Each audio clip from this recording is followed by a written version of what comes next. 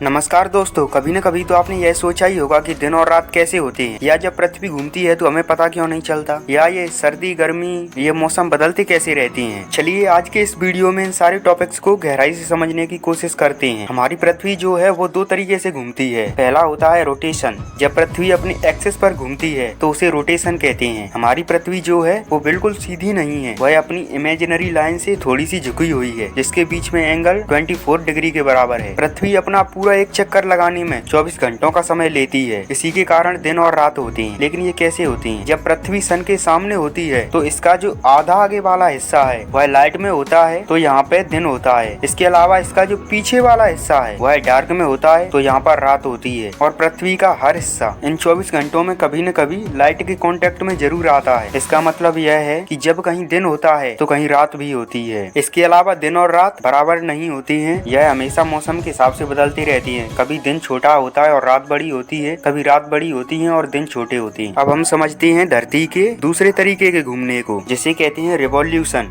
पृथ्वी जो है सन के चारों ओर गोल गोल चक्कर लगा रही है, इसी को हम रिवॉल्यूशन कहते हैं। और इसका जो ऑर्बिट है वह बिल्कुल गोल नहीं है, बल्कि एक इलिप्टिकल ऑर्बिट होता है। पृथ्वी अपना एक चक्कर पूरा करने में 365 दिन और 6 घंटों का समय लेती है। ये 6 घंटे 4 साल बाद पूरा का पूरा एक दिन क्रिएट कर देते हैं, जिसे लीप वर्ष कहते हैं, जो कि फरवरी में 29 फरवरी को होता है। अब हमारा यहाँ पर सबसे पहला जो सवाल है वह यह होता है कि पृथ्वी सन के चारों ओर घूमने क्यों लग रही है। इसका जो कारण है वह यह है कि सन अपनी ग्रेविटी से अर्थ को अपनी ओर खींच रहा है। अब यहाँ पर दूसरा सवाल यह आता है कि जब सन अपनी ग्रेविटी से अर्थ को अपनी ओर खींच रहा है तो यह डायरेक्टली जाके सन से क्यों नहीं टकरा जाती। इसका जो कारण है वह यह है कि पृथ्वी की खुद की एक साइडवेज स्पीड है। दरअसल यह स्पीड बहुत तेज है, जो कि 30 किलोमीटर पर सेकंड है। एक सवाल और, जब पृथ्वी घूमती है तो हमें पता क्यों नहीं चलता है।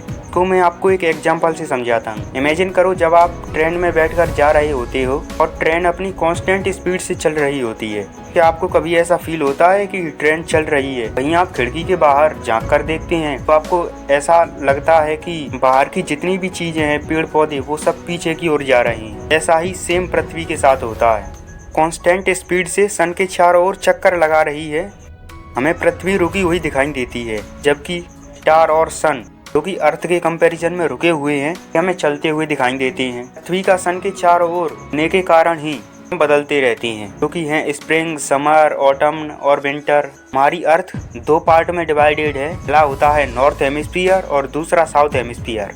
पृथ्वी घूम रही होती है और नॉर्थ हेमिस्फीयर के आगे होता है, साउथ हेमिस्फीयर पीछे होता है। नॉर्थ में ज्यादा सनलाइट पड़ने की वजह से होती है, क्योंकि साउथ में कम लाइट पड़ने की वजह से यहाँ पर सर्दी होती है। 6 महीने बाद घूमकर जब पृथ्वी साइड पहुँच जाती है तो नॉर्थ हेमिस्फीयर पीछे चला जाता है, साउथ हेमिस्फीयर आगे आ जाता है। इसी वजह से साउथ में गर्मी होती है और नॉर्थ में सर्दी होती है। उम्मीद करता हूँ आपको यह वीडियो पसंद आया होगा। अगर आप यह जानना चाहते हैं हमारे देश की पहली महिला एस्ट्रोनॉट कल्पना चावला के साथ अंतरिक्ष में क्या हुआ, यहाँ क्लिक करके कल्पना चावला वाला वीडियो भी देख सकते हैं। बहुत बहुत धन्यवाद।